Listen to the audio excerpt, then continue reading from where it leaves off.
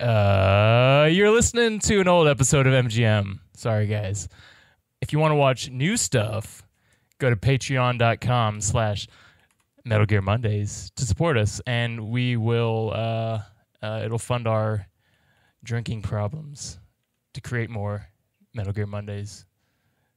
And the cycle continues. This week on Metal Gear Mondays, I'm burning for you. This week on Metal Gear Mondays, we're getting fast and furious. This week on Metal Gear Mondays... Penis!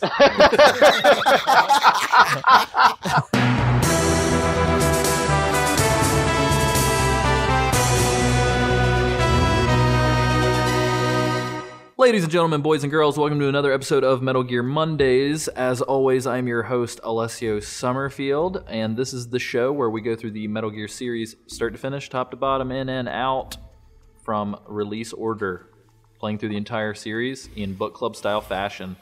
So, this is our continued coverage of Metal Gear Solid 3, and this week I have with me Samuel Wright. Hi, it's a pleasure to be here. Isaac Lynn. I'm happy. I'm a kitty cat. Meow. And a returning guest and friend of the show, Zachary DeTrocchio. I'm back, bitches! But is he there? I'm really excited to be here with you guys again. And I'm really excited to be playing Metal Gear Solid 3 with y'all. I'm like ready to fight all the bad guys. All right, well, let's dive in. Because apparently that's what I sound like. Oh, man. Do that when I propose to Danielle. Danielle, will you marry me? Then I'll give her like a ring pop. That's crazy. Oh, man, that'd be perfect. But unfortunately, she wisened up and left yes me to 13 months beforehand, so I lost my mind. Oh, holy shit. They're actually proposing to a complete stranger. It's actually just a piece of driftwood. So Isaac, would you do the listener a favor and talk to them a little bit about what we did last week? Or in a segment we like to call Fumbling in the Dark with Isaac Lim. At your service. Let me talk in the mic real quick. At your service. Yeah, that's usually how they work. Well... Take a big sip there. Please, Prepare please, yourself. take your time. This is great for the audio listeners. Just a. Yeah, thank you. I appreciate it. Excuse me. I had to take a memory drink. Oh my god. Oh, see, you're doing it too, Sam. I'm not the one who has to talk right now. All right. Well, I think I can help you guys out. What we did last week. Yep. We walked around in the forest, and then we actually fought two bosses. Yes. Yeah, we have two bosses this week as well. We do. The first one was the fear. And you like my tongue? The creepy man, the tree man that we pretty much destroyed out the gate. I think it's pronounced Treeman. Treeman. Yes. Rudolph. He's a Treeman. consummate treeman. Not Truman. Treeman. Yeah, it's Treeman. Treeman old Capote. boy. Oh my god. The Treeman show? Damn it, Sam, that was my... And then the second boss, after we ran through some more forests and stuff, was... I'm really fumbling this time. You guys are going to have to help me out. It's the opposite of the beginning. The end. there you go. The very end. I legitimately thought he was when he was saying Treeman that he was talking about the end because it was like the forest. So. Oh yeah, I can see what you. Rudolph Treeman. So Sam, do we want to give that to him? Do we want to give Isaac a positive thumbs up for that? I'll give him an A+ this week. Right. Give me feedback, guys. Remember better. I like what you're doing, kid, but can you just fucking remember the words? Fuck it, we'll do it live. Oh man, well, you and I are done professionally, Isaac. So Zach, Yes, guest to the show, can you tell us a little bit about what we're going to be talking about this week? Well, we start off with possibly the most difficult boss. It's actually the 7th Cobra. cousin of the rope ladder. Yes. And the bridge. And the bridge. So it's actually the 8th Cobra. It is the singing ladder. Yeah. The singing ladder. I like that. I like that. I like that. So let's get started, guys. So as soon as you finish your conflict with the end, we find ourselves in a little tunnel, and right in front of us is our greatest foe to date, and Big Boss's greatest challenge. I actually have a caveat before we do that, Alessio. Being that since this is a playthrough of change and of breaking our social norms and predisposed dispositions, Did you opt out of this fight? I did, but I took soft-boiled Sam's route and I shot him. Why don't you go fuck yourself on that soft-boiled bullshit? I fought the end this time, dog. I want to hear it. I like soft-boiled eggs. Yeah. Anyway, I like soft-boiled eggs too. So I'm a hard-boiled detective. goddammit. So Sam, can you tell us a little bit about the super exclusive secret boss that people thought was new to the HD collection, but has actually been there all along? Yes, this is we've been alluding to this fight for the entire season so far. This is the ladder. This is the ascension. That's the emotion he brought into battle, the climb, if you will. So essentially, it's my favorite moment in Metal Gear Solid history. So you go through the magical tree doors, the vines magically part, and you go through these magical tree doors into this tunnel, right? And you go into this tunnel, and you climb, and you start climbing up this fucking ladder, right?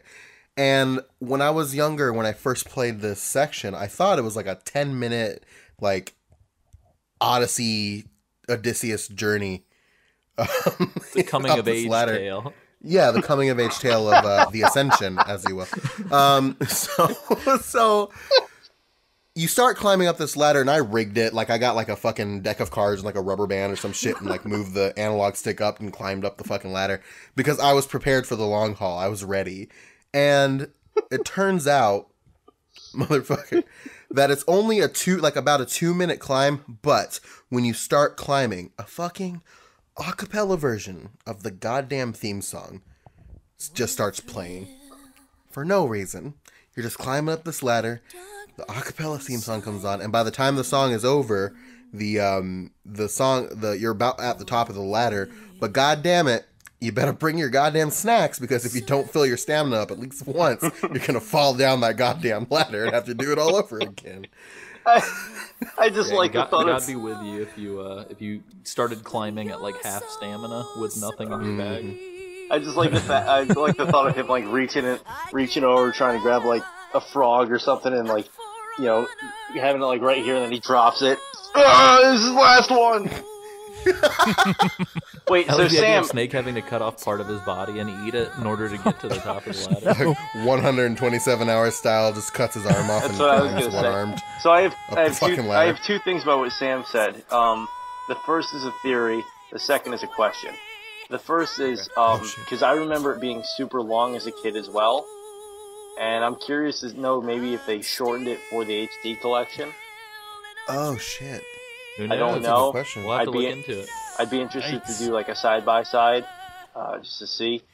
And the second, so if you rigged it to go, was it pretty much like he was like climbing, then as soon as the top, he just started booking it toward the door because you had it rigged?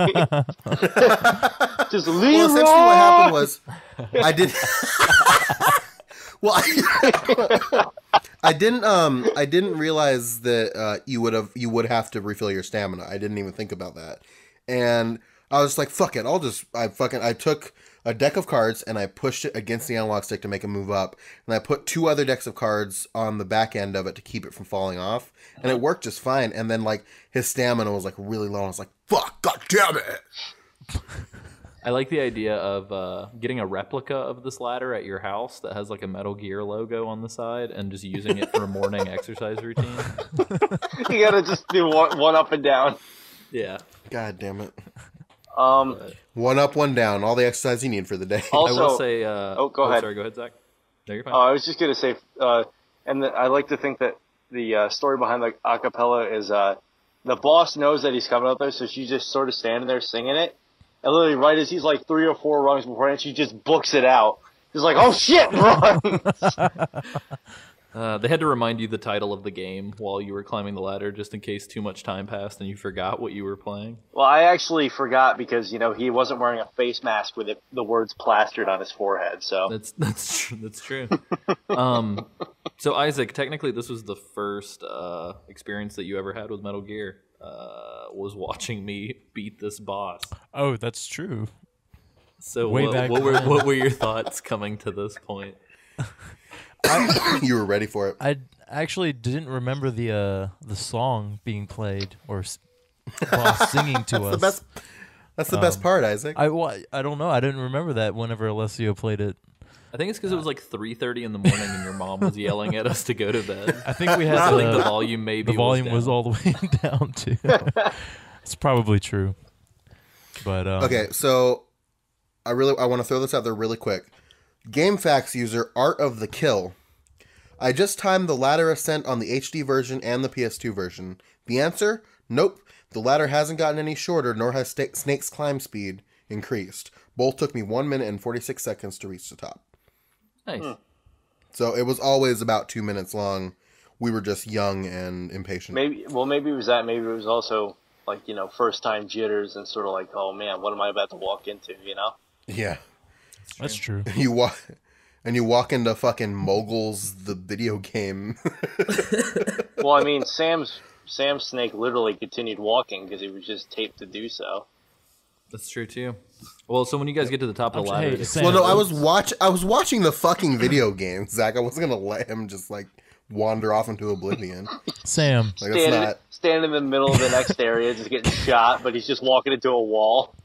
can you do the take a picture of the mechanism that you contracted to your controller? I'm having a hard time visualizing this. I want a picture of this. I will. So before this episode goes out, I will have a picture of it for the show notes. Okay. And I will give it to you. that's and let you 48 see it. hours for those of you listening.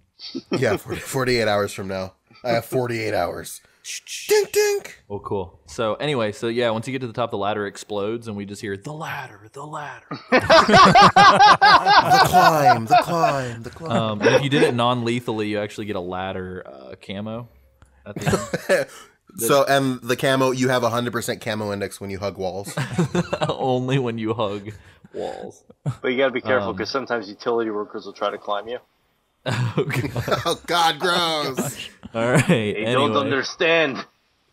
So we come out of this and we are entering the Krasnogorji mountain base. Ooh, I just love that that's literally the only thing to do in this section is climb that fucking ladder. yeah. It's pretty great. It's pretty great. So we're in this mountain base, and I dug it. It's like a cool new mountain environment. You can finally utilize the desert face paint and the Choco Chip camo that you've had this whole time. And also the desert tiger in the HD that's true. collection. Yeah. Also, it looks gorgeous in HD. I feel Yeah. like. Yeah, it Like does. the wind and all the dirt kicking up and stuff. I It looks love that. really good. I love that effect with the dirt in the wind. That's such a cool. They did that really well, especially in the HD collection. Yeah, it looks good. So, and we're kind of in like a bit more of an open environment than we've been in so far because it's essentially the same size as some of the previous environments that we've been in, except it's not covered in foliage. So it's just a huge, wide open area.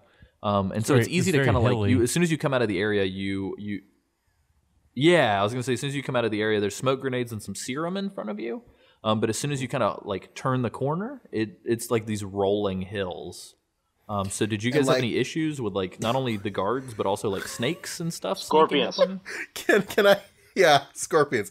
It's funny they give you the fucking serum because I forgot about the scorpions. So here I am, minding my own goddamn business, like sneaking over the fucking moguls, the Olympic moguls, and tranking guys with my Mark 22, and then I hear Snake go, ah! And then I'm like, fuck, what the fuck was that? And I got fucking poisoned. And then I turned and I saw the scorpion just chilling there. I was like, fuck you, dude. And I shot him with my pistol. And I ate him. And Snake does not like the scorpion, dude. No, not at all. It is disgusting. Yeah. And I think there are actually poisonous snakes in this area too. Yeah, and they're like correctly. they're sand colored, which is a bitch because you just can't see them. Yeah, you can't see him anywhere. Isaac, sucks. how did you like the change of biome? The biome. I thought it was really cool. Well, the first time, and then I died, quite a bit. I got really frustrated in this area. So who spotted you? Because for me, I almost got spotted, but by this guy that was up on the ledge. Yeah, Yeah, he that's gave the me guy. problems too. I could never figure out. I was the first couple times I was like, who is spotting me? But then like after a while, I realized that there's a guy on the ledge. I mean, he's kind of camouflaged, or to my eyes, I don't know. But then so it was pretty frustrating. Yeah, my pro tip was to just like round the corner and pop him in the forehead every time I got there. Yeah. See, I didn't have any trouble in this, like the first section of it. I had trouble in the next section of it, but this section I just crawled over the hills and was like, hey guys, pew pew pew. For sure. For me, it was almost like a sandwich. It was like first and third area were super smooth. Middle area was a fucking nightmare. No, it was a goddamn bitch to Are do. you referring to, is the middle area the one where they actually The are in trench? like the little base with the trenches and all that?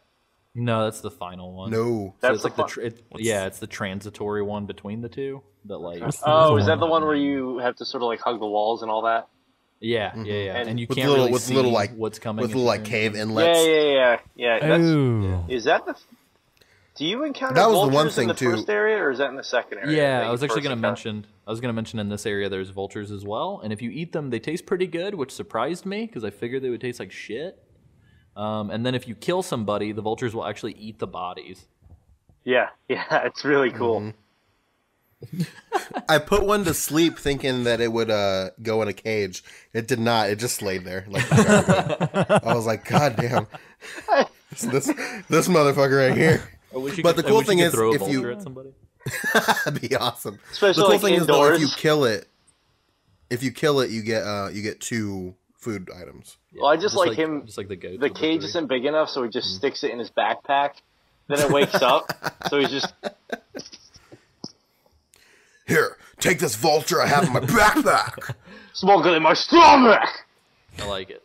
But yeah, so that's pretty much that for that area. There is the guy up on the ledge actually has some grenades and chaff grenades next to him. And then towards the end of the area near the perimeter, there's a bunch of rocks that you can crawl through, and there's Serum Mark 22 ammo and SVD ammo. But then we get into essentially the zone that Sam and I were just referring to, which is the Krasnogorj mountainside. And this is where the first helicopter shows up. God, the helicopter fucked me up. Yeah, we see a lot of anti-aircraft guns for the first time, and there's more dudes here. Yep. I think if this game had been made on the PS3, I think all of these 3 areas would have just been one big ass area. Oh yeah. But so they kind of have to arbitrarily put these like loading screens between them. But no, it's pretty neat. I had a question for you guys. I was always crouched or crawling, so I never really noticed the difference. But do the patrolling helicopters really pose a threat, or are they just there to kind of freak you out? Oh no, they pose a threat. They pose a threat. Really? I mean, I've only ever had to deal with them if I got spotted. But even then, I would just immediately hop on the anti-air gun and shoot them down. But I never later really... you get another tool you can use. Yep. Which actually we mentioned in my previous episode in regards to the end. But no, I never had a problem with them really, because like as soon if something happened, my first I pop whoever saw me, and I just run over to that AA gun and just gun them down, you know, which is pretty awesome because they go up in a big fireball.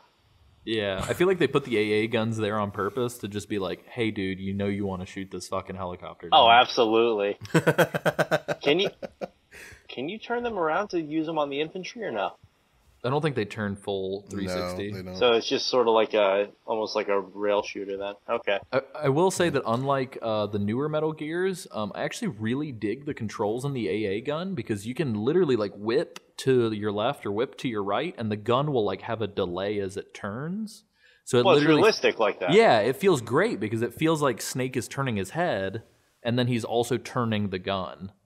So it just feels awesome. It felt like a Battlefield game or something, as opposed to feeling like the new Metal Gears, which kind of feel like playing Mercenaries or like GTA or something. You know what I mean?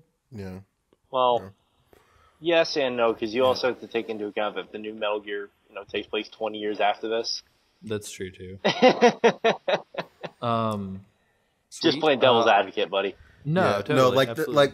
but Alessio, no, the helicopters do pose a serious threat. Because let me tell you about my fucking adventure through this section. All Yes, right. sir. So, Walk us down. so I get there. Hold on, I'm gonna close my eyes so I can imagine you're doing. You're gonna picture the moment. So imagine this with me, if you will. Okay. I get into this section. I'm climbing up the mountain. See a dude. Trank him. Okay. Got him. Right.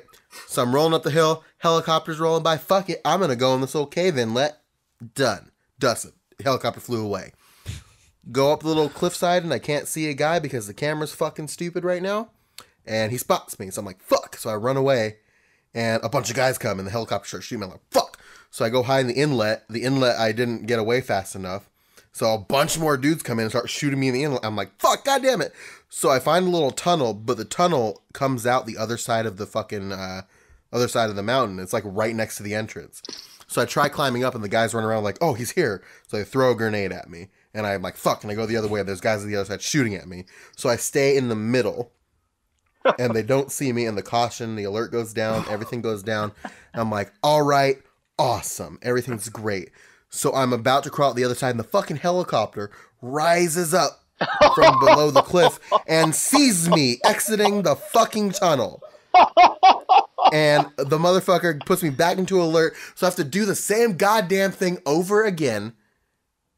God. And then after that happened, I was just like, I can't. And after that, I was just like, fuck it. So I was like, Rambo'd my way through. I was like, yeah, I did it. And I stealthed my way through it. That's on par with Alessio getting skeet shooted last episode. Yeah, that was pretty rough, man. Getting popped in the sky. Flying I would snakes. have loved to see Sam's face with that, just like, okay, I'm good. Well, it fucking takes forever for it to go from alert to... It goes from alert to evasion to caution. And caution takes forever to go down. And Yeah, I think it's 100 seconds, isn't it?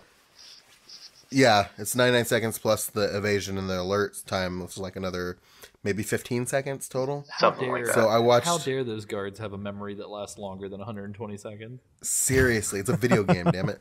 So I watched like the first like fourth of an episode of Game Grumps. and then I watched another fourth of it because I was taking notes on my laptop, so I just pulled up a video. I was like, fuck it. And then I watched another fourth of the episode when it happened the second time. I was like, fuck it. Whatever now, it doesn't fucking matter to me anymore. I like I'm this just idea of Snake having a tiny antenna TV in his backpack, and he just like pulls it out and watches like an episode of MASH while he's waiting. He's got to crank it up though. He's got to align the antenna just right. Isaac, actually, it would be it's like Russian Baywatch rerun. Isaac, how was your romp through the mountains? Oh my gosh.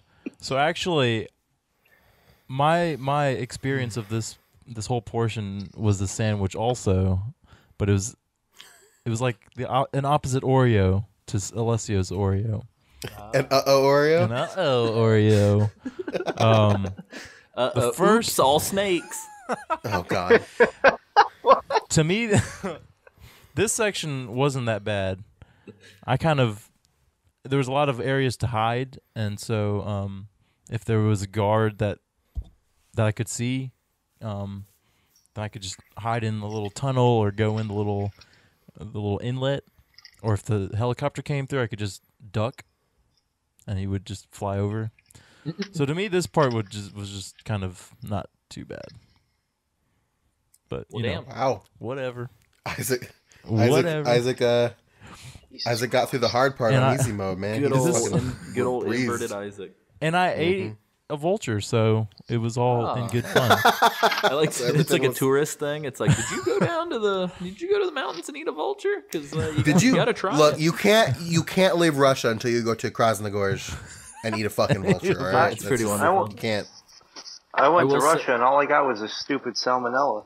I will say that for me, my story is very much so echoed of Sam's. So I breezed through the first part, pretty much just on my belly the whole time, and then the second part, everything was going great, man. I was like, everybody's gone, and then I get about 2/3 of the way through the area, and Kristen comes in. She's talking to me. She's like, "Hey, what's going on?" And we're just like sitting there, and I was like, "Yeah, I'm just playing this game. Everything's cool."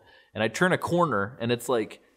It's such a tight corner that you can't tell if somebody's there. But, like, literally, I turn a corner and fucking, like, bump into a guard. Like, we're just, like, nose on nose. That's exactly how I got the alert mode the first time. And he's Are just you like, guys not using the 360 camera option? no, I am. And that's the thing is, like, the way that the cliff face was, it's like you can't rotate far around enough it to see what's on the other side. Oh, really? So I guess, honestly, at that moment, I probably should have just switched it to the fucking overhead, because then I would have seen the guy. But instead, I, like, turn the corner, he sees me, he freaks out. All I have is a pistol, and, like, the game's not really built for you to just, like, run and gun pistol like a badass. Yeah, And for so some I'm reason he just- has to, like, stop and, like, police stance. Pistol! Freeze! Don't move! But, Hands in the air, scumbag! yeah, exactly. Sorry, I've been hanging out with the NYPD guys all day.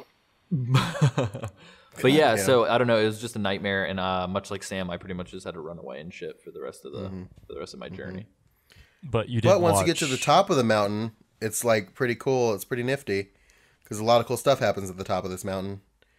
Because once you finally get past all the dudes, you go around this corner and up onto this little cliff ledge, and it's funnily enough, the perfect place to snipe some fools, and there are some fools hanging down the bottom. So you're overlooking this area with a couple of shacks. If you look straight ahead, there's a keraton sitting on top of the shack. If you're into that tracking sort of thing. those. If you're into We're not Karopies. like giving the little Karopies. God damn it, Alessia. We're not like doing a comprehensive like guide on kerotons because fuck it. But when I see one, I'll bring it up. Yeah. Anyway, so there's a keraton on top of the shack in front of you. There's a couple guys down on the bottom. You could snipe them from the top, or you can go down and do some fucking wet work. But in the shack to your right, it's very important to go in there because there's an RPG in there. Oh yeah. And- What's funny is like I got into the RPG and I had alert mode in my game. And so I got into the shack with the RPG, just pulled out the AK, and I was just like, the buck stops here, bitch. And just like stood there, and as people came in, I just like gunned them down. And I picked up the RPG, and I was like, all right, man, here we go. Helicopter's going to turn that corner. I'm going to put that shit straight into the ground. And I was just like ready for action. And then nobody came in. And then when I stepped outside, like there were no helicopters. So I was just like, Oh, okay. Yeah, the helicopter. It's like the everybody got helicopter the doesn't come memo. around They to were the like, side. everybody back the fuck up. Snake's got the RPG. I was waiting for him to be like, I got ready. The helicopter came around the corner. I fired, and it moved slightly to the right, and I missed. Then I fired again, and I missed. What? I mean, I had a very similar experience to Alessio, except that I got caught off guard by the flamethrower guy. Oh no, this is later, dog. Oh yeah, that's later. That's man. not at this one. Nah, you're gonna No. get fucked up later though. How many fucking mountain parts are there? I thought there were only 3. Just There's 3, two. but this is still the second one. yeah. This is before we go in. Because you said the ledge and all that. I thought we were in the third part. No. Nope. It's Um, man, nope. I'm all fucked. Oh, no, you're good. See, you're kids, good. this is what happens when you spend your day off at the place you work at. Okay, go ahead. But yeah, so after the RPG hut, there's also serum, splint, and disinfectant in the second hut. And then the final hut, God bless his soul, Nicky Z, and the place to be, is food storage, and it's near the exit. And in This one his- goes out to Nicky Z. in his honor, and I'm holding my hand up to the Lord right now. In Nick Z's honor, I play some goddamn TNT all over that food and let that shit fly.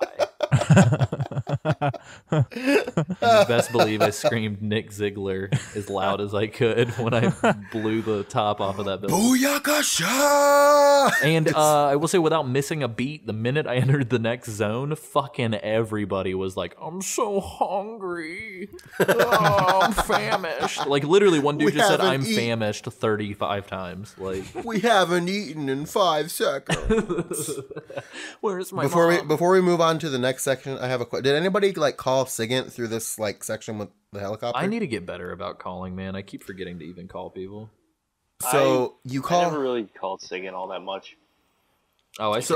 So I see how it is. Because he's black, right? Fucker.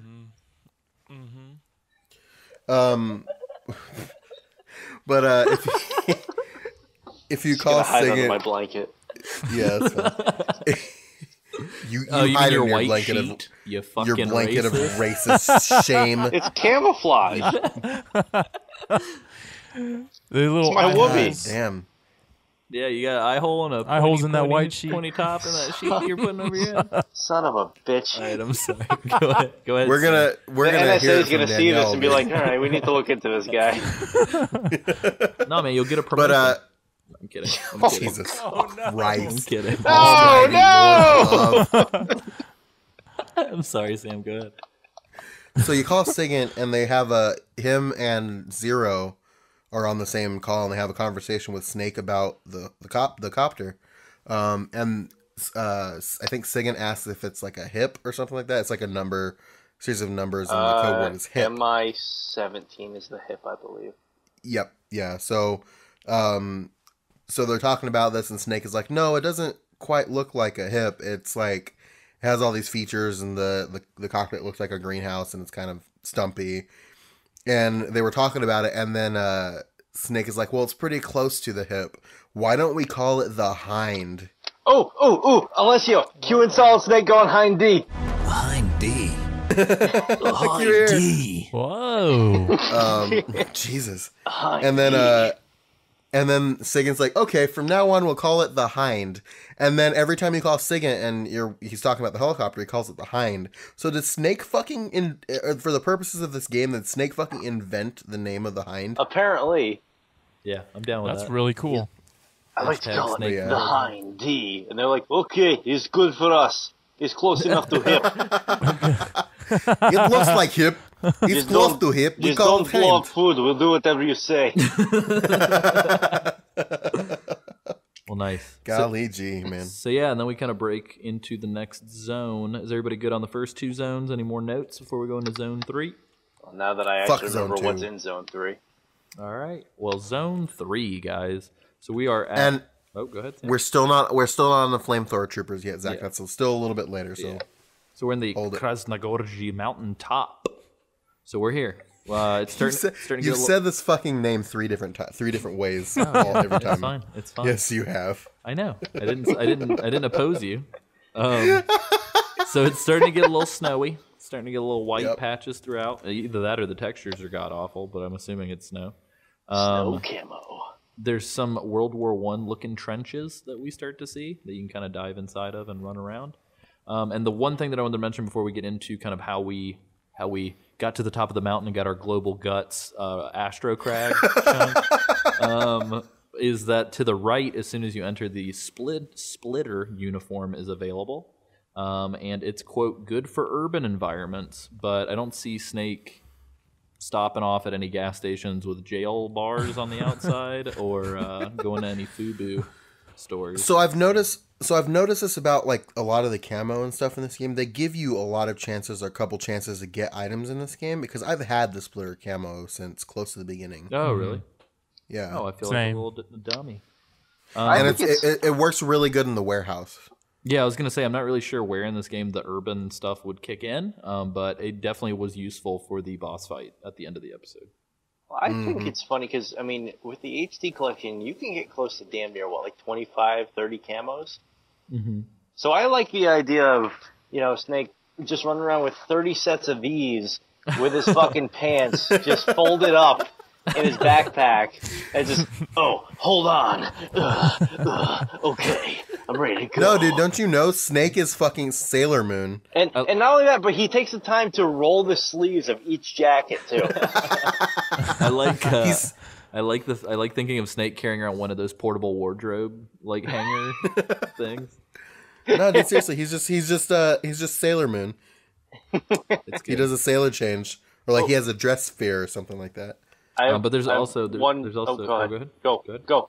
There's also a Karopi across from where you get the splitter camo. Karopi? FYI. That's what he calls Carotons. Karopi? What? Little Karopis. Is that like a combination of Keratin and Yoshi as a tribute to Nikki? Oh no, I wish. Ooh. No, Karopi is from Hello Kitty, and he's a frog. The little frog, little froggy in Hello Kitty. I hate that I know that. Why do you hate me for knowing that? No, I don't hate you for knowing it. I hate me for knowing it. I hate Isaac because Alessio knows it. That's just how it goes. That's just how it goes. But yeah, and there's also a little bottom shed with a grenade, some smoke grenades, and M37 ammo because they want you to pull that fucking shotgun out in the trench. Oh, yes. I love sending dudes flying with that thing. It's pretty great. So, but there's a lot of like tunnels and shortcuts and a lot of different ways to get up to the top. Before I kind of cut loose and let you guys talk about your experiences, the one thing I definitely wanted to say is this last section feels like it's one of those zones where it's like flip a coin and it's either going to be super smooth or it's going to be a fucking nightmare because like if you can sneak up, like somehow by accident, like not even paying attention to what I was playing, I snuck up to the top of the mountain and then like was able to like turn around, shoot a dude in the back of the head and kill him. Another dude came out of nowhere and was like, what was that? And without missing a beat, I killed him and then put like 2 other dudes down, like all in like a second. Wow. And I was like, wow. You're just like it was awesome. Right now. Yeah, it was like some Jason Bourne shit. And then I just turned around and was like, cool, that's it. And like walked into the entrance to the cutscene. So it was insane. You just reminded me of in the first section when we were talking about the guy on the ledge. I remember I was playing it in PS2, so it still had those fixed camera angles. Mm-hmm. And I was standing near the edge of the cliff, and for some reason there was a caution, and I hadn't gotten spotted, but I think the guy on the ledge saw another body, so I'm like, fuck, where is this guy? You know, I'm like, I thought I shot him. So literally just flip a coin, roll the dice, and just not even looking, and the fucking caution went away. I was like, oh, I'll never do that again if I try. That's amazing. Yeah. It was just this really weird, like, because I'm not very good with the aiming controls for MGS3 because it feels like a little iffy for me. Like, it's not super, super precise. It's pretty wonky at times. Yeah. And so it was the weirdest thing because I was just able to, like, R1, spin to the right, spin to the left, spin around. And I was like, wow, okay. Reverse. Everybody.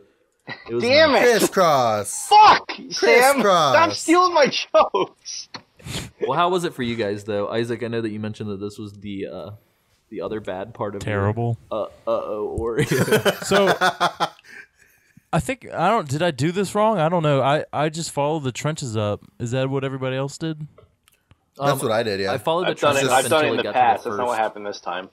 Yeah, I went up the trenches, and then as soon as I got to the first like little like nature's vent that you can crawl up, I just like went in there. I went through the little vent and then popped up in the shed. So I didn't like just take the trench.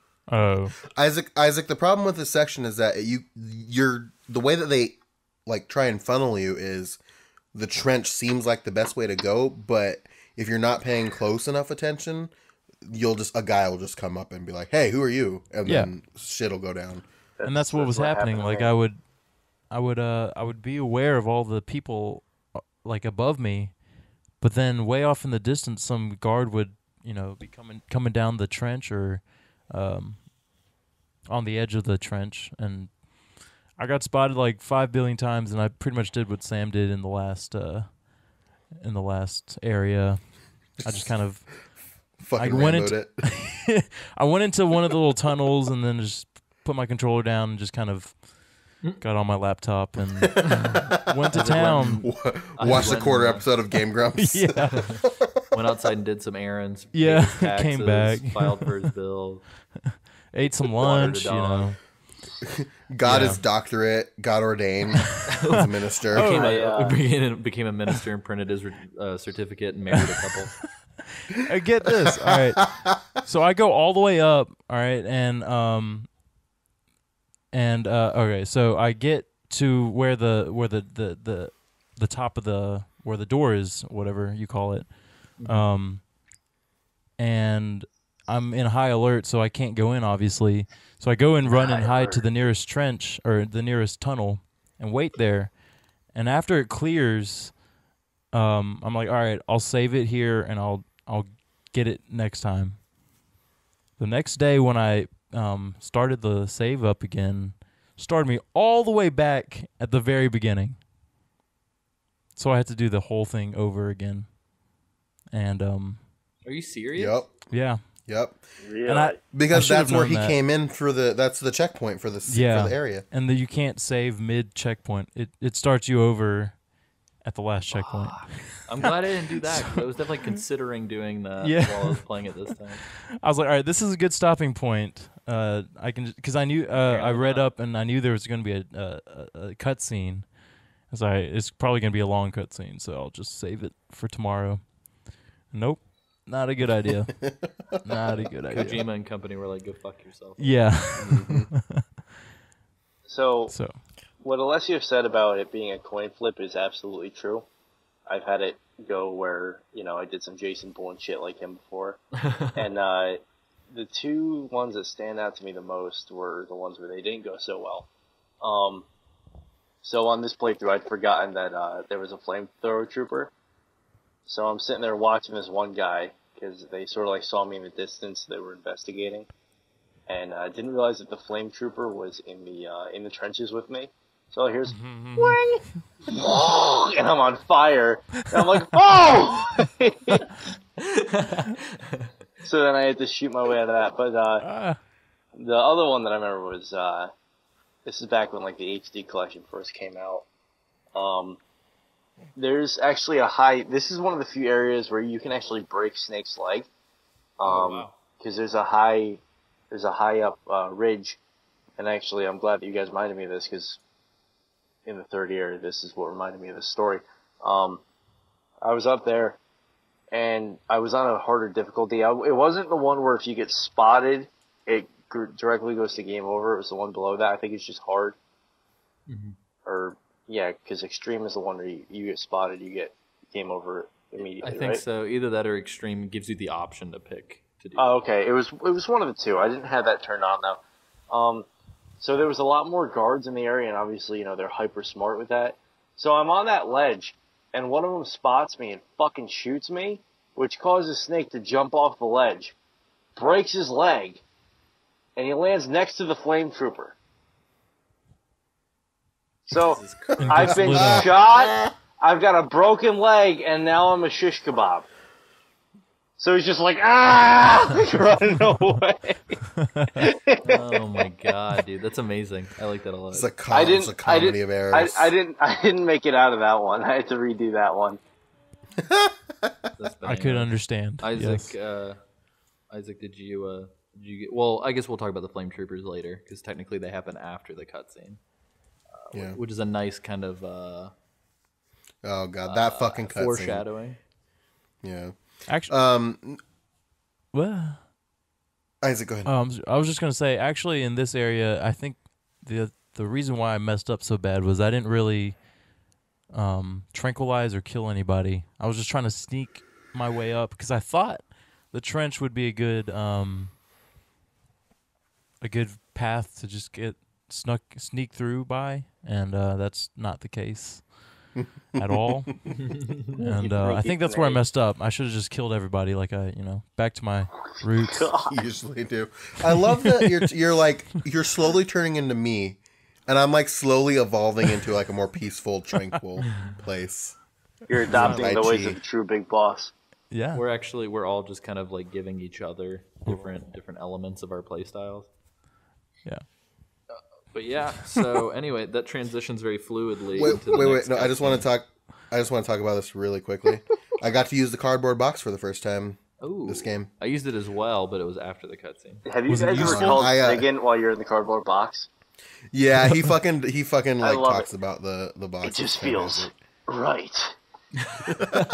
I feel safe inside the box. He's in a womb. He's in a little cardboard womb. Your move, Nick. Snake War, Nicky Ziggy, Zach DeChocchio. Anyway, so no, but it was one of the same things we were talking about. Like you have to roll the dice, flip the coin. I went around the corner and the guy was like, "Hey!" So I punched him a couple times, and the alert went away. And then I ran into a shack that was right there, and I was like, "Fuck, what do I do?" And then the door swung open, and I was like, "Shit!" And I was like, "Oh my god!" And I used the box, and he walked in. He was like, "Huh." Left. What? And then then he came through 2 more times and left again, and the alert went away. I was like, "Fuck yes." It's a shame it wasn't Alessio's playthrough because it would be like, he walks, he's like, "Oh please," you know. Oh man, but yeah, God, let there be a ration. yeah, I know, right? Well, and so again, much like Nicky Ziggy Stardust, I blew up all of the sheds that I could find on the way up the hill as well. So I don't know, it's pretty legit. So anyway, all of that being said, we jump right into the Krasnogorji mountaintop ruins, which triggers a cutscene with old Naked Eva. She's all slashed up and scarred up, and Snake's like, "You got scars, girl," and she's like, "Colonel Volgin plays hard," and then Snake's like, "I got scars too." So they talk about their scars for a little bit. And she wants to see them. Yeah, she's like, "Let me see them scars," and he's like, "No." I love how much of a social idiot they make him in certain scenes. Oh my god! Pretty great. Well, this goes back to the whole thing with like they made the voice actor do the stunts to make him seem like a newbie, like he's supposed to be, and they made the stunt actor do the acting scenes. Yeah. Well, you convey guys the know how awkwardness. old Snake is in this, right? Yeah, he's like mid-20s, right? 29. Oh, 29. 29. what a babby. Oh wow. Well, they frame him like it. Like the way that I explained it is that that like he's acting like a socially awkward high school freshman. Mm-hmm. Well, he kind of is, because you got to remember, he joined the military at 15. Like, he was he got recruited into the Green Berets at 15 years old, because that's when he started training with the boss. Mm-hmm. So technically, he still has that mindset of a socially awkward freshman who just is a very highly efficient and trained killer. Yeah, it's pretty crazy. Well, and likewise, too, I mean, the whole time Eva is very, very openly trying to sleep with him. And it's just this weird situation because, like, I feel like Snake knows that she's a spy. So obviously she's not going to be 100% forward with him. So I feel like to some extent he realizes that she's trying to, like, emotionally manipulate him. Oh, yeah. And so it's just kind of this awkward, like, well, she wants to fuck. And I want to fuck, but I shouldn't fuck. And we're in the woods, and I think a lot of it too. I think she was trying to distract him because remember at the beginning of the scene, she kicks the boots under the bench so he doesn't see them. Oh yeah, Like, ooh, girl, you better kick those boots, those suspicious boots. In the Hi, I'm Daisy sketch, referencing back to that again, at one point, you know how in the scene he talks about his relationship with the boss? Mm-hmm. And he in the Hi, I'm Daisy, he goes, she's like my mentor and my mother. And he even goes, like a lover? And he's like, I just said she's like my mother. yeah. Not lover. Well, yeah, and so that kind of transitions My here as mother. well. So Eva essentially mentions that the Shagohod Phase 2 is going to be commencing soon, and that Khrushchev is going to be coming to check in on it, and so shit's about to get real, and they're going to have a lot of security, and so Snake needs to get his shit together. She gives us the tunnel key to get into Groznygrad, and then she also gives us some instant noodles. Which is funny, and you can oddly hold R1 to see the instant noodles in first person that we've been able to see the whole game if we want to. It's weird. I feel like was there anything else to look at in that scene? No, funny surprisingly to look at not. that scene. There was no Oh, really? boobs. There was no boob R1 Wow. that I Really? saw. I held R1 the whole time, and No, I did too, no. just in case, you know. Woo-hoo. yeah, you know what I mean. I mean, my wife was on the couch with me, guys, so I wasn't trying to creep. But Really quick, can I just talk about what my favorite line from this scene is? yeah, Between Eva and Snake is if we've gotten to it yet, I haven't even finished the notes for the conversation. I'm just saying her line. I bet if I kissed you, you'd taste like a wild beast. Oh yeah, God. That's Like, like gross, near the very dude. end. That's really good. Gross, dude. Come on. As he's A picking lot of frog legs come-ons. out of his teeth. Yeah, a lot of come-ons going on. But she also gives us info on Grozny-Grad's 3 wings and the layout. So in a way, she's kind of foreshadowing to the fact that we're about to have to kind of stealth through this thing. So we should take notes, both as Snake and as the player, which is pretty neat. You gotta go find Martin Sheen hanging out in the West Wing. She also alludes to Ivan Rydenovich Rykov. Rykov! This is the first time you see Rykov in the whole game, Isaac, and it's what fucking did you Rydeny glory. What did you think of the Rykov, Isaac? Is that the? He looks like Raiden. He looks like a Oh, nerd. that guy. Well, she was like, "All right, you're gonna have to steal his uniform, and then get a wig or something like that." Or no, that was. Sorry, that's later. And then she's like, try to figure out how to get your, you know. He's like, I got a wig. Yeah, When she first said wig, I thought she was going to refer to that. I was like, a wig? That fucking hit me like a ton of bricks just then. Like, I just realized how fucking funny that was out of context. She's like, I hid the wig 30 miles away by the lake. We're gonna escape with the wig. I just like picturing Snake wearing the uniform, the hat, and the but he's got the bandana, but then he's just got like this like mop on his head. Yeah, but he's got the rugged features. You can still see part of his hair underneath the wig. Oh no, he's got the beard and everything. Hey, I'm Colonel Rykov. I also like how she's like, from behind you look almost identical, and it's like, what? But yeah. So anyway, so Ivan we get our first glimpse at a Rydenovich. Raiden callback.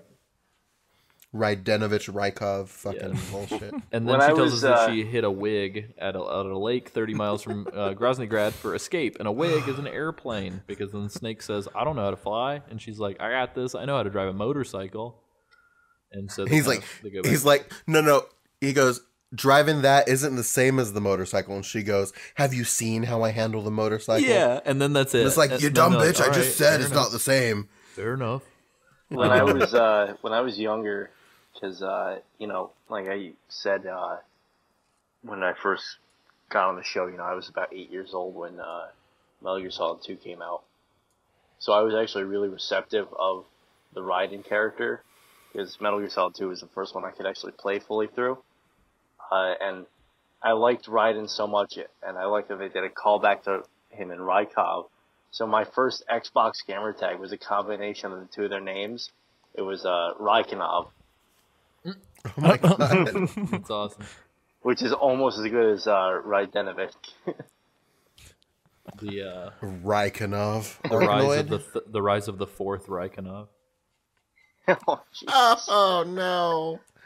But yeah, and so then there's some interesting conversation between the two of them about the boss, because very clearly Eva seems to know the boss, and Snake kind of goes through like we were mentioning, mentor, kind of all these different things, and then Eva says, and your lover, and Snake's response is, it went deeper than that. But then they have this whole conversation about love and hate, and essentially Snake says, well, why does it have to be love or hate? And Eva's like, between a man and a woman, it has to be love or hate. And they kind of had this kind of philosophical conversation about relationships, and kind of going back to what we talked about with Cole on the first episode, like, you can clearly tell that there's a lot of mixed emotions going on between Snake and the boss, and even if you do or do not believe the interpretation that there is some sort of sexuality going on, she does kind of represent the pinnacle of womanhood for Snake at this moment in his life, and that she's sort of like his everything. She is his family, his romance, his everything. And so how many kind of a years big deal was for it him. between the last time they'd seen each other before the Virtuous Mission? I don't know, but Snake knew it down to the day. So I think it was like 5 years or something. Wasn't it down to the hour? I think it was down to the minute. Oh my god. 70 minutes, 31 seconds, 32 seconds, 33 seconds, 34 seconds. But yeah, so you can tell Snake's... Yeah.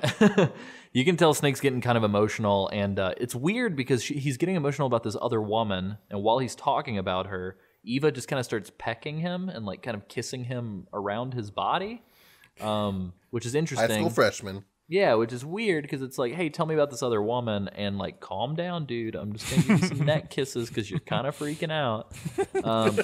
And then all of a sudden we hear this like gunshot, and they go outside to check it out. Eva gets back on her bike, doesn't zip up her top at all, and she's like, Nope. "See ya." And fucking. You know what my ramps favorite off thing? a It's like mountain. her top was zipped, and she unzipped it and never zipped it back up. Yeah. See? When they first met, right? Well, and then it's No, fully when zipped they during first the met- cutscene. When they first met, her top was zipped down too. Yeah. Or No, like- it was I think it zipped was up, and then down. she zipped it down. And then she did the Oh, sideways shot thing. It was cool. Oh, that's right, yeah. But then she does it again this time because she's totally fine because she's getting dressed, ready to leave, and then she's just like, I'm gonna unzip for 5 seconds and then get out of here. But yeah, so it's weird. So she gets out of there. Snake pulls out his binoculars, and we see this scene between Volgin and he's apparently doing some brutal shit to Granin, who is Yeah. in a barrel and getting the shit beat out of him and dies. Yeah, who is dead as fuck. I was Yeah. gonna say, Fucking I was gonna shoes. say he's already dead. Yeah, and It was those fucking well, you shoes, see the dude. You shouldn't blood. given You see Snake the that blood shit. pour out of the bottom of the barrel The like, while he's shoes. punching it. But so Ocelot shows up again and essentially starts talking to Volgin, and you can tell that they're kind of trying to suss out whether or not Granin was a spy or not. And as soon as they get him out of the barrel and shit, Ocelot's like, "You got to quit killing my people. This is ridiculous." And kind of it's funny because Ocelot's showing this sympathy or this sort of empathy for these people, and Volgin's kind of the fucked up one, but Ocelot obviously ends up becoming kind of a torturer as well. So it's interesting, and then not only that, but we have the callback to the shoes, where Snake had complimented the shoes, and Volgin reveals that there is a transmitter in the boot. And the boss rolls up on her horse and essentially says, like, "Hey guys, like, Snake's fucking on his way. Everyone's dead. Everyone's dead. Shit's about to get real. The Fury is the last Cobra left." And they all just kind of talk about it, and Volgin dips out. Ocelot kind of accosts Eva, who is dressed as Tatiana again. with the Fear's bow gun. Yeah, and Which makes me wish we could have collected that thing, because that thing's cool as fuck. yeah, it looks badass. Brazilian wanding spider. But it's pretty neat. You can kind of tell that Ocelot, as a spy, also knows that Tatiana is kind of a fucking spy, because he's like, "I smell your perfume," and then he points at her boot. So they both know that each other is a spy. Did you just fucking spoilers that shit, dude? What do you mean? Do we know that he's a spy at this point? No, but I'm just saying, like, we both know that they're both not. Oh yeah, because it's Ocelot. yeah. Fuck, never mind. Because, I mean, it's never Ocelot. mind. Everybody knows that Disregard Ocelot's me. a spy. Disregard me. But anyway. My favorite part is just that fucking that hand point he does. Like I was the- waiting for him to No, do it the wasn't cat even- call, but he didn't. It wasn't even the cat call. It was like the Fonzie as Yeah, he was, except like, one of backing them's away. a fucking gun. Yeah, it's like Also- Mick Foley. Bang bang. I also love how Ocelot straight up gets accused of being in love with Snake by Volgin. Just like real casual. Which isn't that far off. Yeah, it's funny as fuck because Volgin's just like, oh man, I can't remember the exact line or not, but Volgin is just like, "Falling for him, are you?" And then just like walks away, and it was amazing. It would have been really funny if they had be like, "No." What? Isaac, how are you feeling about this? What's going on with your brain right now? Well, I'm feeling sorry for Granin at the moment. Yeah, Yeah. because he just got rocked. Dude, when Volgin kicks the barrel, I guess, and Granin shoots up into the air, I was like, "This is it. This is over." This is it. This is it. It wasn't credits it just roll. before that. Game It's over. like there's like a freeze frame. Granin Game over, man. Game Actually, over. Volgin delivers the final punch, and then he explodes, and he goes, "Granite, granite." That's pretty wonderful. That's metal as fuck, dude. I just imagine like Granin getting kicked, it freeze frames, it cuts to black and white, and then it has Granin's birth year and his death year, and then sad piano music starts. I was gonna say Mad World starts playing. Oh my god.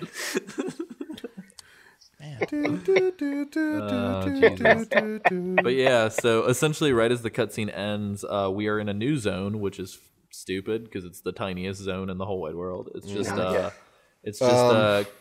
it's Krasnogorji Mountaintop Ruins behind ruins, which feels like a really stupid title.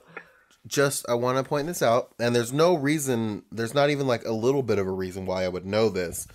Don't drop off the cliff in front of you. Oh yeah, you're dead. There's no, like I said, there's no reason why I would have known that. Not even a bit. But you have to go the way you came. Don't you climb down that cliff. Yeah, don't you fucking do it. And if you shoot at the base, it goes on alert, and they send helicopters after you. Are you serious? Yeah. Really? That's fucking awesome. I like that a lot. Hi, Siri. Wow.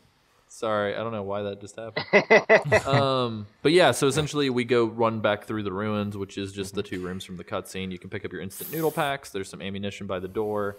And then essentially we are our final trek to the boss. So as you exit... Flamethrowers. As you exit the ruins, what ends up happening is we're back on the mountaintop. And everything's the same, except now all the dudes are back. There's flamethrower dudes everywhere. And you can choose to either sneak around or kill everybody, but either way, you've got to get to a red door that is marked on your map in order to get to the tunnel to get to Groznygrad. Oh, is it marked on the map? Yeah, because I couldn't remember how the fuck to go there, and then I pressed start and went to the map, and it has like an X, and it says destination. Oh, I just always knew it because it was the first door I'd always go to, and it wouldn't open. Yeah, well, and if you run towards the left as you get out of that trench, where there's the AA guns and the barrels, you'll slide down and literally just like get dropped off right in front of the door. That's pretty much how you easy mode it, because essentially what happens is you walk out and there's a guy with a flamethrower like immediately, but because he has it all on, you can hear him coming. So what he does is he climbs up on the ledge in front of him and looks around for a second. You can trank him and then climb up on that ledge. There's another guy down below him. You trank him or kill him, and then you just go sliding all the way down to the door and you're home free. At least that's what I did. I equipped the cardboard box and I boxed my way down. Hey, I would have loved to sat in that staff meeting where it's like, maybe we should put flamethrower on top of mountain. Why? It's just a good idea. So I tried to shoot the back of the flamethrower guy's harness to get it to catch on fire or blow up or something, and I couldn't get it to fucking work. Did anybody else mess with it? Does that do? No, I just work? tranked him. I thought it was supposed to work. I remember the PS2 one that you could pop them in the back and it would just blow up. I thought. I remember that. I feel like I remember that too, but I'm not 100% sure. I know. So I missed him and he turned around and was like, what the fuck? And so I shot one of the barrels and I know that it blew him up and he like slumped in the corner. But then when he slumped in the corner, he blew up. Like his backpack blew up. All right. And Maybe so I know. Maybe you have to use a specific weapon then. Oh, maybe. All I know is as soon as I got rid of him, I just like slid on down, and people were like, "What was that noise?" And then I just ran inside. Into the door. Steven? The only Russian named Steven. Hey, Steven. Isaac, how did you handle this area again? Pretty much like you Part guys. two. It was pretty good time. I actually just tranked the flamethrower guy. He went down, I went up, I went down, and then I went through the door. I went up, I went down. I went up, down through the door. That's the new R. Kelly. Remind me never to symbol. ask Isaac for directions. Yeah. You're going to go up, then you're going to go down. You go down. Then you're gonna Take a go left up. of the cow. and then you go You through can All the the drink a way up. flamethrower guy. Do you want a more detailed run through? No, I mean, it sounds like you did exactly what I did. It pretty was. much. And I So- didn't. That's why I didn't feel it needed to. No, you're fine. I'm gonna let you have it pass. All right, guys. I'm sorry, can we talk, guys. Can we talk? Can we just go ahead and dive right on in? Because Yeah. I literally have a fury burning in my heart from Yeah. the moments God. that I just spent Yeah. with this fucker. So God damn it. let's So transition. you go Just through really the made me door. furious. Oh my god. You go through the door and you wind up in Groznygrad underground tunnel. So you're technically officially in Groznygrad now. Yep. You find some grenades at the top of the stairwell before you walk your way down, and then Wait. cutscene time. There's also some ointment too, which may be useful. Foreshadowing. Might be.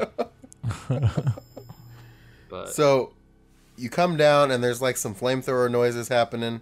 Oh no! You hear I him walking. Sorry. Yeah, you do. It's Can pretty I need to dope, say dude. one more thing before we start this.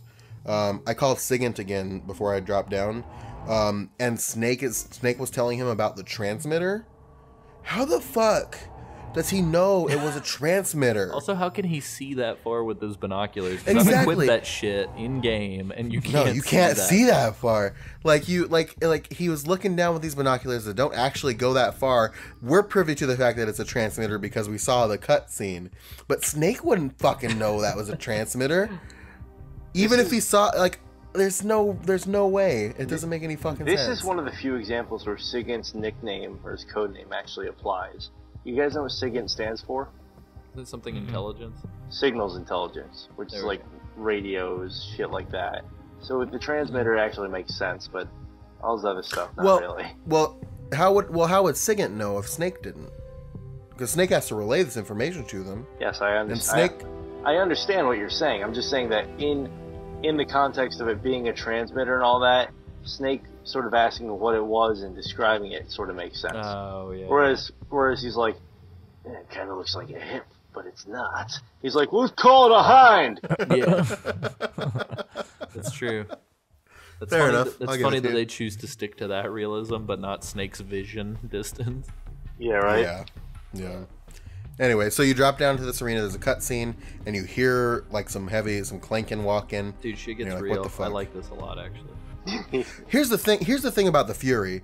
The Fury, his like grandeur, the character is fucking awesome. I don't remember him speaking the first time I played the PS2 game, and it actually really annoyed the shit out of me because I really liked the idea of him just being this A fucking mute? furious, like angry, silent man. Just heavy breathing the whole time. He's like Leatherface or something. It's like you just can't reason with him. He's that pissed. Like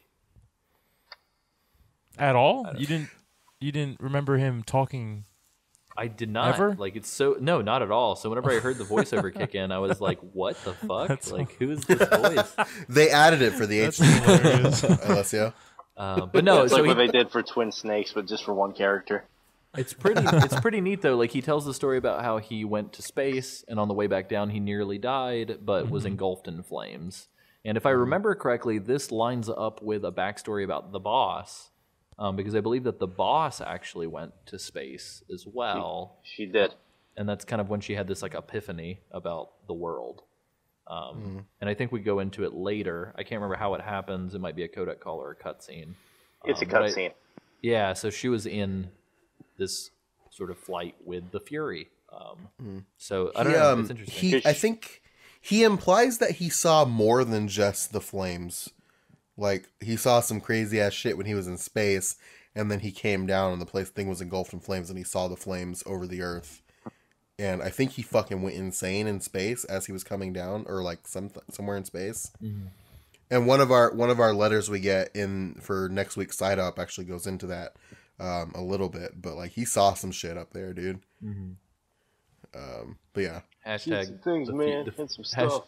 hashtag the recommend Fury it. knows who did 9/11. jet fuel can't melt steel beams. But He would space know. fuel can. Space fuel can. But yeah, God so damn then we jump into this Oh. fight, and we just fucking we fight. just need a round robin this fight because I'm not going my to speak God. first because I have a lot of anger for this. I'll go first unless somebody else wants to jump in. I want to feel hear like what we- Isaac did. Yeah, I do too. Isaac, Okay. how did it go? But why first? Yo, don't front on me. Why can't I go second? How was your trip to the bar? All right.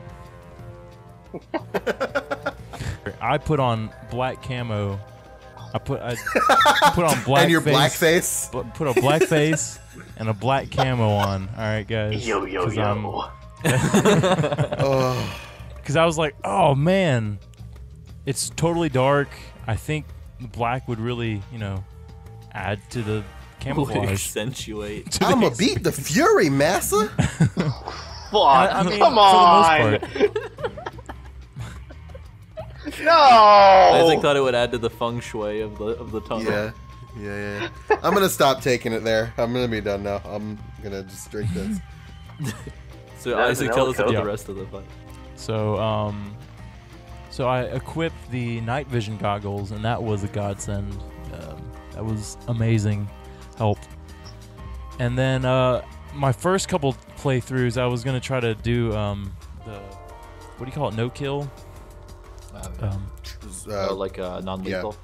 Yeah, non-lethal. Sorry. So I equipped my Maz and Legant and The Mark 22. the M22.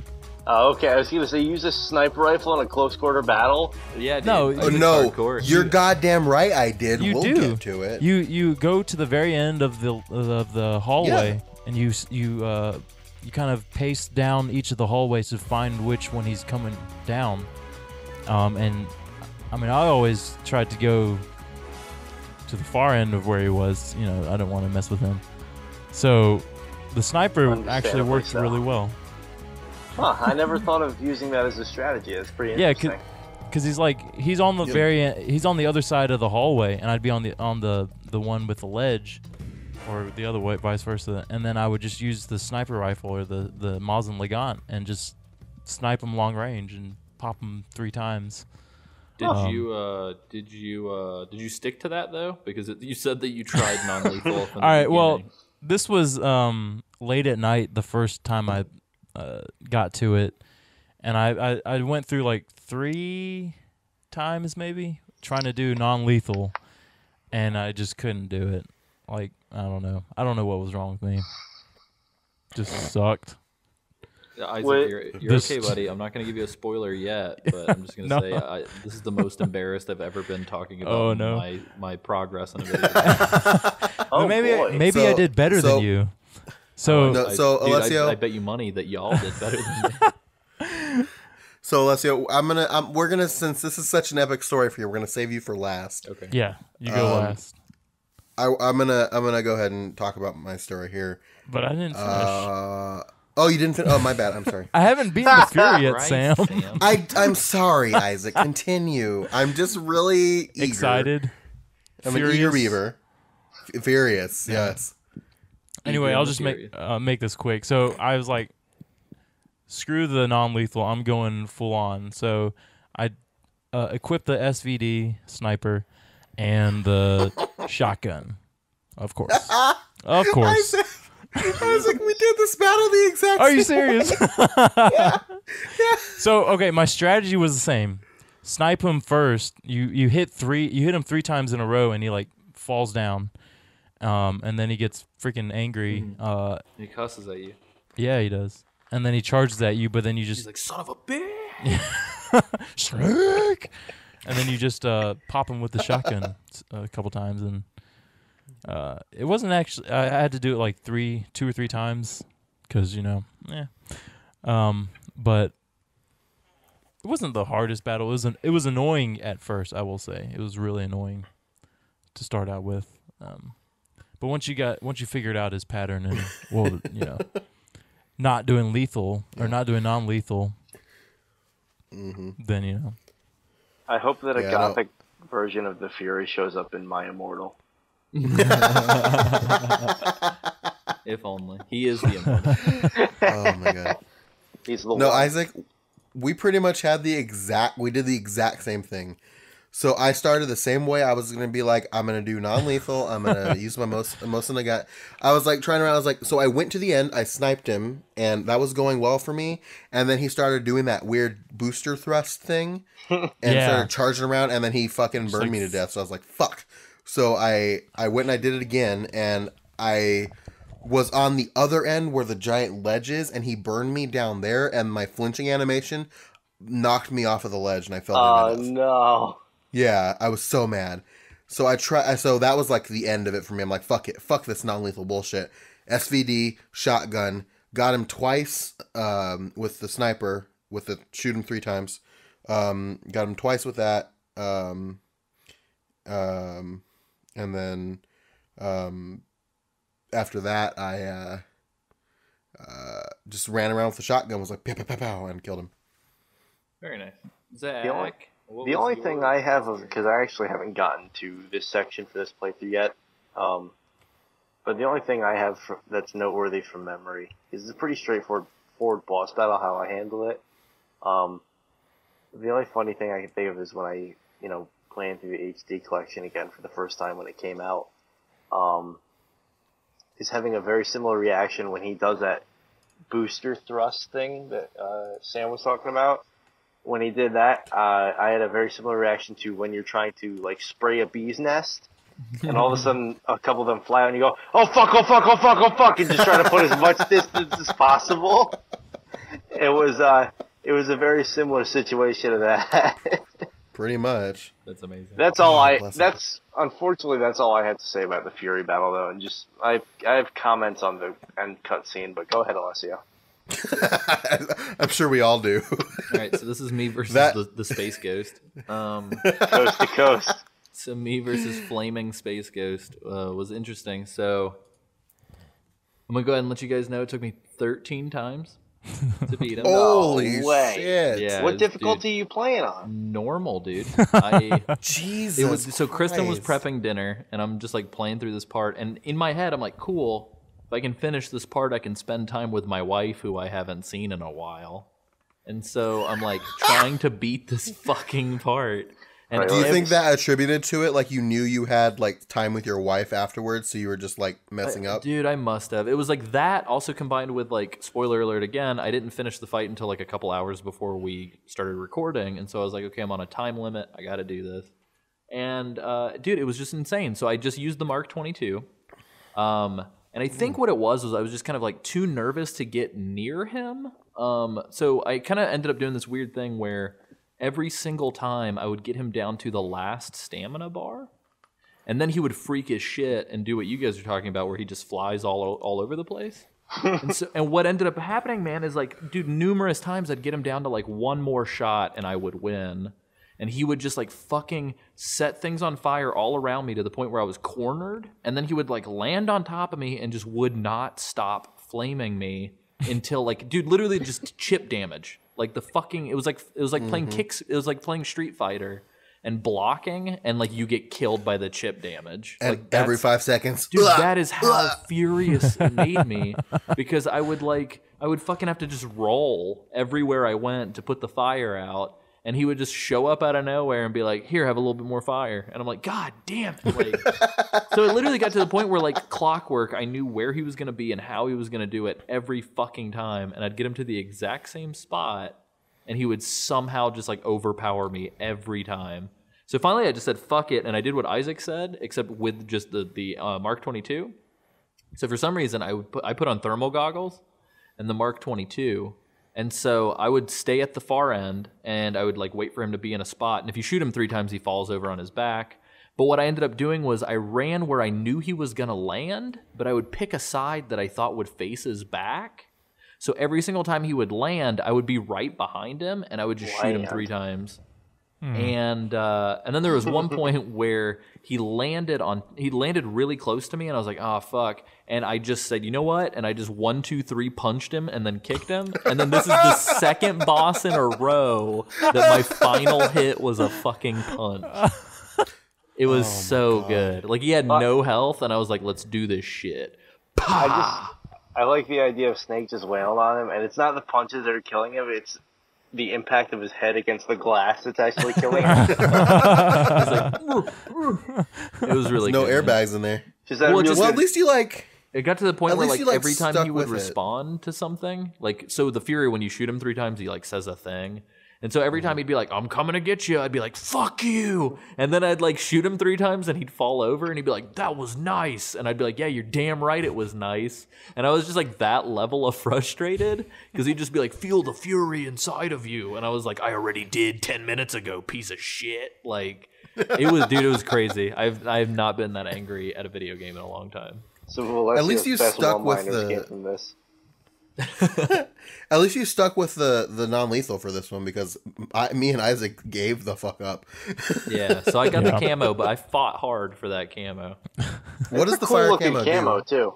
So I didn't get a chance to research what it does, but I No think fire it makes you damage. impervious to I was gonna say impervious to fire damage. There might be a secondary function, but I think that's This is like the first time I've ever taken fire damage in this game. yeah. I'm pretty sure this is the only time you will. But Yeah.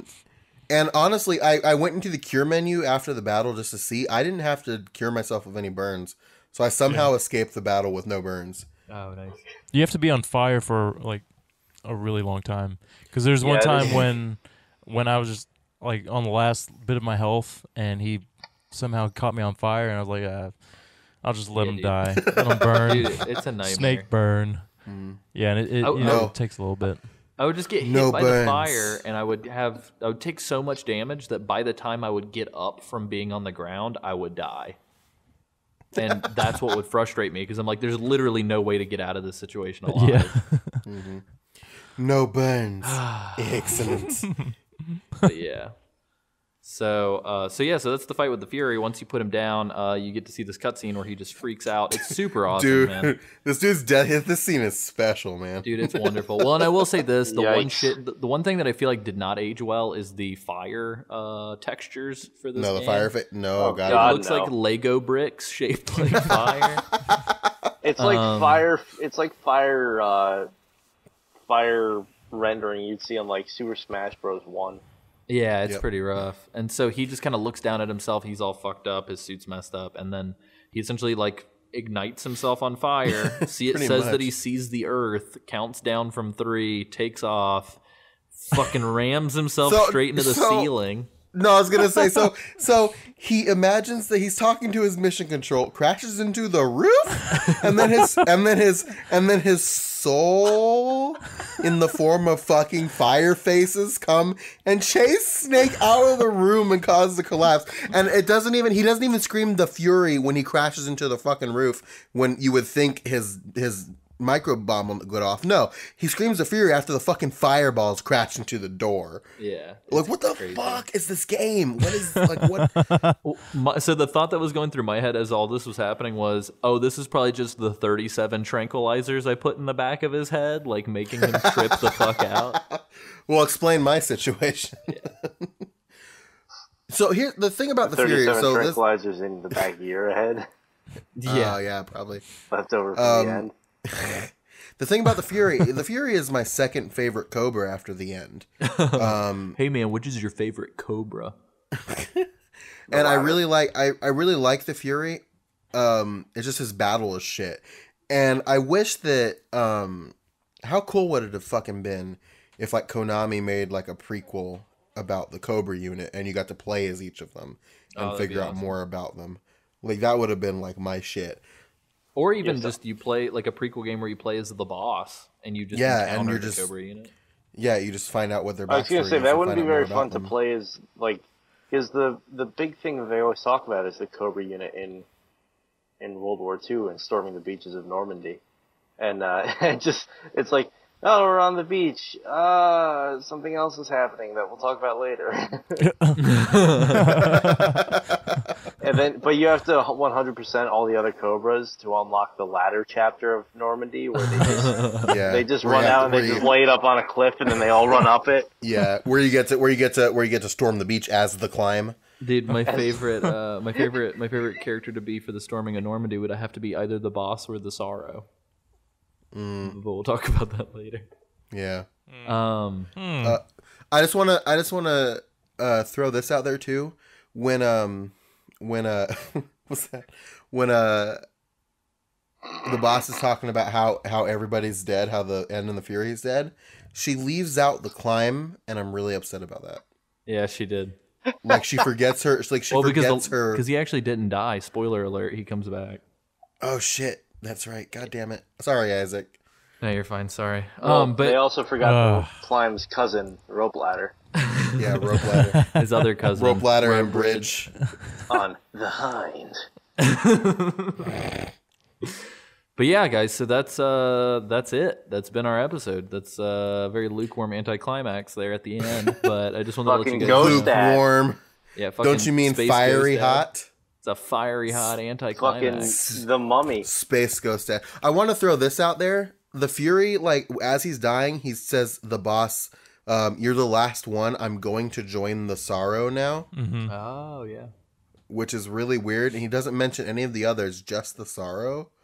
Maybe he doesn't know. Maybe he's just been tromping around here all the time. Maybe. The boss knows. Well, maybe only the Sorrow and the Fury are going to be Yoda Force ghosts, and everyone else is just they're gone. Maybe they're gonna be ghosts. They're gonna be ghost dads. If you think about it, technically, the End very much so was like okay with his death. Like he was like ready for it. Oh, So maybe I wonder like if the Fury and the Sorrow have like unfinished business. But they let George Lucas get their hands into it, so the Fury was actually Hayden Christensen. Oh, fuck you. Fuck you. Just couldn't see Fuck because you, he's got Zach the mask on. Petrocchio. God, fuck. Well, yeah. So to round us off, Zach is going to be with us on next week's Side Op as well. So we'll have a chance to kind of cut loose a little bit there. But I just wanted to let everybody know before we kind of do our final words on this part of the game, that if you guys want to see the full unedited version of this episode, you can go to Geek Time Network's official YouTube channel, which will be linked in the show notes and available via the website. Hopefully, sometime You can also it'll be there before the next episode goes out. You can also actually search the Geek Time Network on YouTube, and it's the first result when you search it on YouTube. Oh, very nice. Yeah, and we need as many subscribers as possible so that we can give ourselves a custom URL. So please, to make it easy, even if you're not into YouTube or you don't plan on watching any of these, just give us a quick subscribe, pretty please. But yeah, so that's kind of the end of the episode. Kind of my thoughts on it are I did not realize that the battle with the end was so fucking hard. I'm really pissed that you can't. Yeah, that's what I meant. The Fury. I'm really pissed that you can't get up the ladder that you came down. I tried to go up it so many fucking times and it just wouldn't let me. And it feels kind of forced why it wouldn't let you, because I feel like he gets up there at one point during the fight. Like, why can't I? Does he really? Yeah, I saw him fly and land over there. And so I was like, okay, well, if he gets over there, can I? So other than that, though, I actually really enjoyed it. I like the mountain area a lot. I'm really excited for Groznygrad, and I actually really dig this part of the story. How did you guys feel about this episode? Zach. Okay. I really liked everywhere that we went through the episode. I like the big scenery change that we go through when we go through the mountains and all that. That's always been one of my favorite parts of this game, just because it was different. It really allowed you to use a couple of different camos that you sort of didn't have a use for before. And then you know the fight with the Fury, the fight with the ladder. No, it's Got the fucking ladder. Really, I mean, I never had a problem with the fight with the Fury, so I enjoyed it. The only thing I didn't like about the Fury was the end cutscene, but I've already sort of voiced my opinions on that. But overall, I mean, I think this was a great sort of lead up / end to the lead up for Groznygrad, and now we're getting into the potatoes of the meat and potatoes of the game. Yeah, we're getting into the classic Metal Gear of Metal Gear Solid 3. Oh yeah. Oh, Some base creeping. I'm scared and looking forward to it at the same time, because that's my worst. I'm the worst at sneak. Oh shit. So I'm excited though. I totally agree with everything you guys said, and I'm really excited to actually see about the stuff and become Raiden again. Happy to get back in that skin. Yeah. Before I go though, I want to give a shout out to a good friend of mine, Steve Conway, who is this is his favorite Metal Gear Solid game, and he texted me while we were talking and invited me to go drink beer with him, and I told him I can't because I'm recording a podcast, and he was like, that's a valid reason, and I said, yeah, we're talking about the section leading up to the Fury, and he goes, he said his fight is one of the most forgetful and frustrating fights. I was like, yep. In tribute, I raise my invisible glass to you, Steve. Same here. Here you go, Steve. Steve. Here's my real glass. To Steve Z, you got the crazy eye. Stevie C. Steven. Yeah, no, Steve is Steven, the only American Russian soldier. Oh, that's true. Oh yeah. Remember Steven? Well, nice. Well, cool. So if you guys dig what we're doing, you like what we're doing, I already mentioned that you could plug us on YouTube. However, we're also looking forward to some iTunes ratings and reviews. Sam is still repping that Mountain Dew Pitch Black real hard. But we've Baja got Blast all the way. We've got that.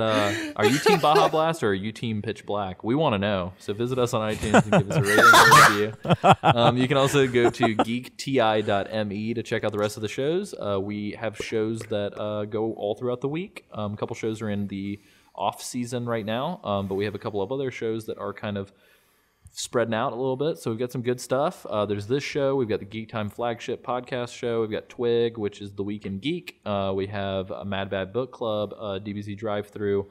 Just a lot of cool stuff. So be sure to check out the network. You can also visit us Toast. on Facebook. Oh, yeah, and Toast. I apologize, Sam.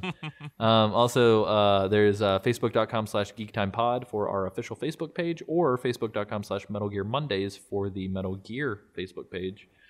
We have, I want to say, near 110 likes right now. A lot of fun people sharing cool stuff. We like to share the show notes and a lot of other links on that page.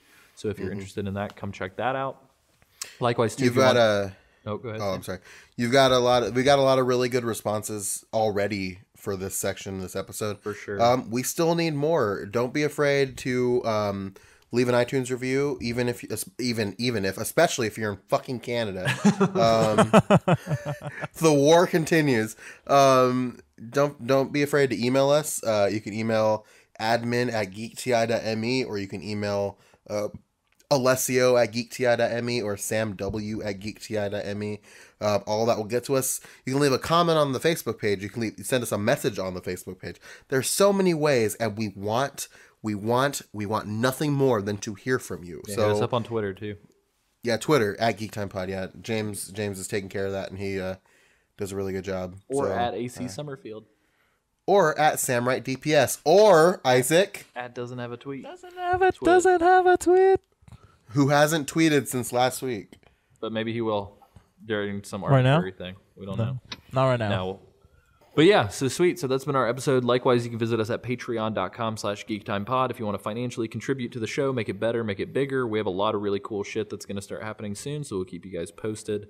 If you would like to be a part of our Slack channel, you can join for as little as $1 a month and talk to all of us knuckleheads, as well as a few other amazing people, internet face to internet face.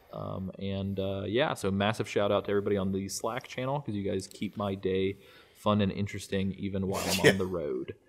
Yeah, sorry for the sporadic hospital work updates that I post. No, they're phenomenal. Yeah, if you guys want to see some fucked up stuff from the hospital, you should join in. No gore or anything. It's just I'll post like stories, or like if I'm patrolling the areas that are under construction. It's just creepy as shit. Yeah, it's nuts. But we dig it. It's fun. And just really quick, shout out to Isaac's 3 new followers. He's now at 36 followers. Lawton Higgs, Riley McClellan, and Steven Shooter. Shooter. We all follow Isaac on Twitter. You taking a dump? But yeah, so that's been our show. Zach, since you're the guest of honor, I would like to pass it on over to you. What can the audience at home remember to never forget? Hey, Zach. Oh, shit, Zach, what are the things talking about the one thing that we say when the episode goes The one over? thing that we say when the episode comes off? Yeah, I know when it leaves. We leave for the day. We gotta say the thing to turn the thing off. Otherwise, we can't turn the thing off. Oh, wow. I guess I should say it. What is it? It's just. I think it's just. Hey, Oh, Nikki oh. Ziggy. It's just a box. Just a box.